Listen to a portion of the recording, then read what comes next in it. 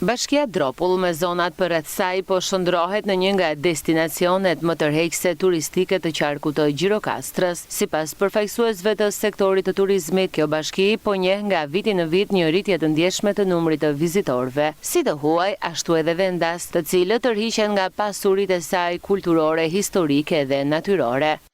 Të shumë kanë qenë dhe turistët e huaj që kanë vizituar vendet turistike të Dropullit, si për shembull amfiteatrin e Adrianopolit në Sofratik, kishën e peshkëpisë poshtme, fshatin Sotir që është nga një fshatra turistike, edhe fshatrat e tjera.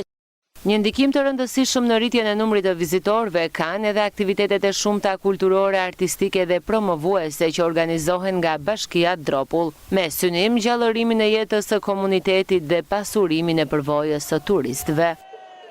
Në rritjen e vizitorëve ka ndikuar edhe organizimi i aktiviteteve nga shoqata të ndryshme kulturore, ka aktivitete të ndryshme si panairet dhe festat që mblidhen gjithë dropullitët, edhe është jo vetëm dropullitët, por edhe turistë huaj që i presin domethënë këto panaire. Me pejsazhet e saj natyrore, monumentet e kulturës, traditat e ruajtura ndër breza dhe mikpritjen karakteristike të banorëve, Bashkia Dropull dhe rrethinat e saj po konsiderohen gjithnjë më tepër të një destinacion i rëndësishëm në hartën turistike në jug të vendit, duke tërhequr çdo vit një numër në rritje vizitorësh.